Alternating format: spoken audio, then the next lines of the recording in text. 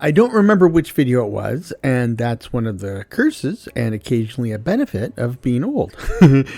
Forgetfulness. But as I was saying, in one of my earlier videos, I mentioned that for years and years and years, I played vanilla Minecraft, and with vanilla Minecraft being what it is, almost all of those worlds were medieval and or fantasy themed.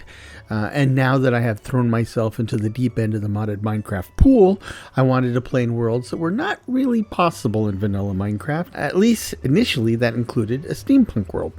And that's still true. But it also kind of sort of implied that I didn't want to play in a medieval fantasy scenario, at least not anytime soon. And that is also true, or at least it was. The problem is this, and I may have mentioned some of this before, so if I'm repeating myself, I apologize. It's just another thing that happens at my age.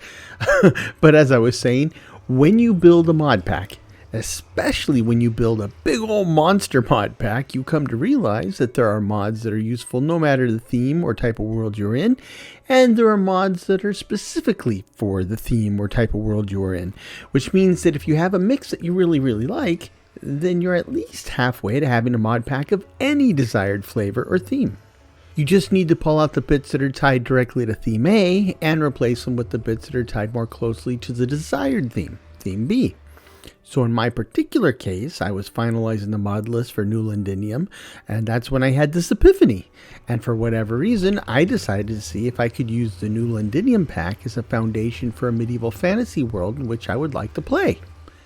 So I did. Now, if the desire to play in that world is a measure of success, then I succeeded. In fact, I had a really hard time stopping. Ultimately, the only way I was able to finally break free was to decide that I would create a new video series with this pack, so that I could continue to play the pack without jeopardizing the channel release schedule. And so, here I am, announcing episode 0 of what I call the Greifenhorst series. This will still be a Let's Play with a little extra casual role-playing and storytelling involved. I didn't add a bunch of hardcore video role-playing elements like skills or quest NPCs or any of that jazz. It's still pretty open-ended sandbox play, but as I started my New Londinium series, storylines just kind of jumped out at me as I started playing. So in this case, I think I will prime the pump with a backstory. In this world, in this fantasy world, civilization, well, a medieval fantasy type of civilization, has taken a beating from all the monsters and beasties in the land, especially from the great dragons. There's been a general breakdown of law and social order. Pillagers roam the forests and hills, looting and burning whatever they find. Dragons rain fire and ice from above. Sea monsters prowl the depths of the oceans and sink any ships that dare enter their domain. Frustrated librarians are sweeping through towns and villages in search of overdue books. In short, fear and danger can be found everywhere.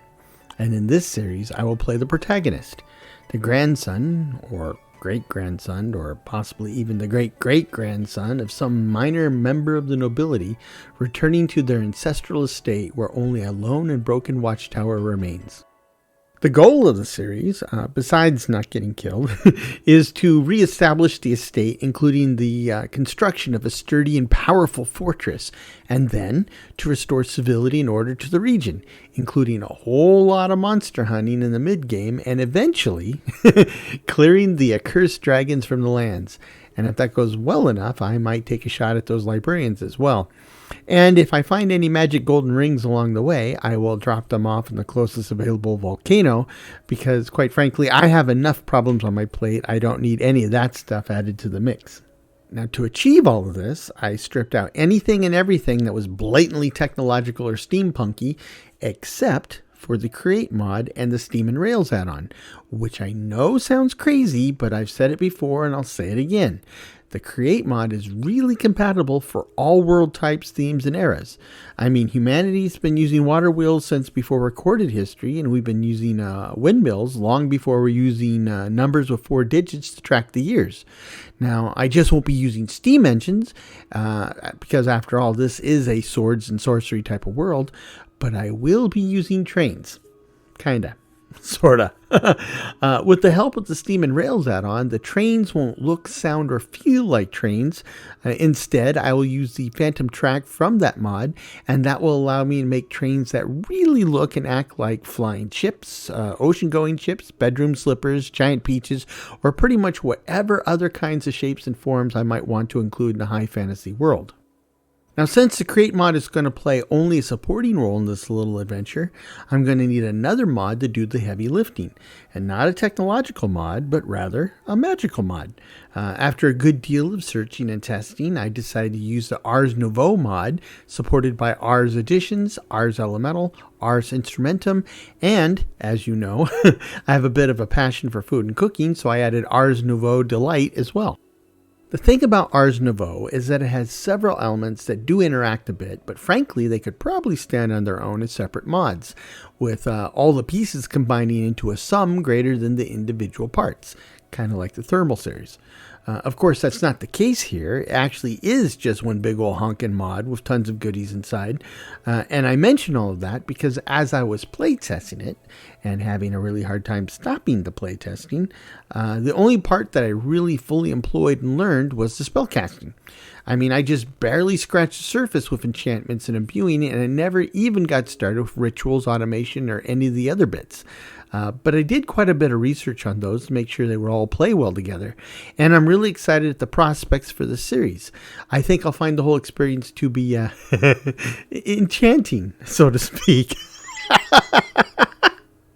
As for the content side, well, there's no shortage of structures and mods out there that would fit well into a medieval or fantasy-themed world.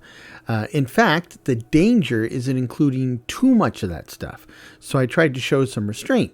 The centerpiece of the content includes those freaking dragons and a whole gaggle of other mythological beasties, courtesy of the Ice and Fire mod.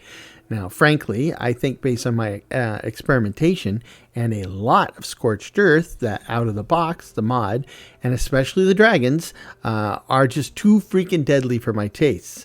And you can, and I did, find dragons less than a kilometer from the spawn point.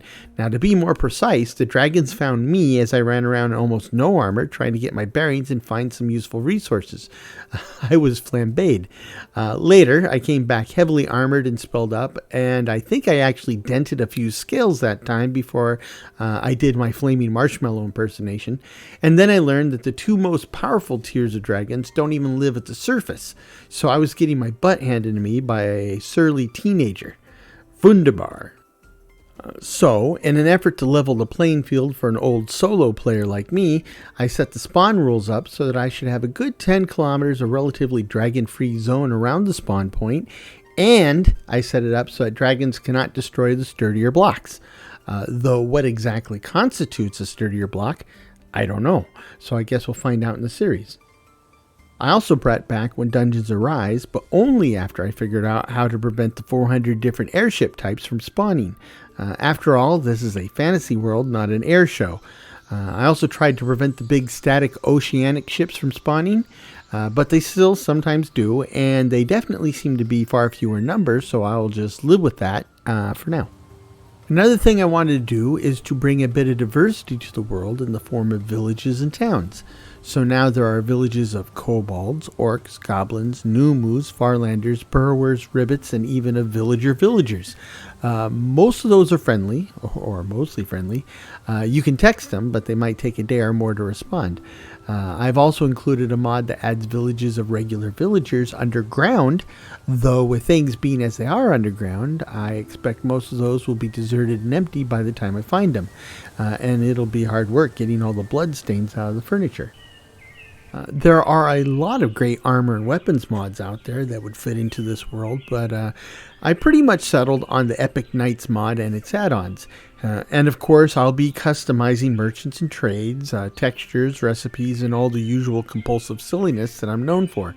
I doubt it'll all be ready before I actually start. After all, I am still working on a bunch of that for new Londinium, but I don't think it'll impact the series too much. And as I mentioned before, it'll all be in the Let's Play format, at least for the vast majority of it, and so the emphasis will not be on finished bits, but rather the journey to get them finished.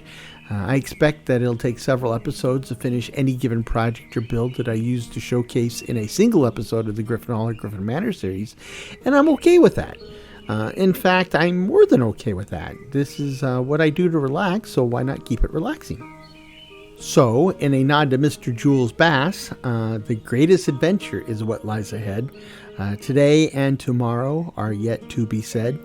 The chances, the changes, they're all yours to make. The mold of your life is in your hands to break. And with that, I hope you have fun storming the castle with me. In the meanwhile, I also hope this finds you and yours in good health, good spirits, and perhaps a touch of good fortune. Cheers.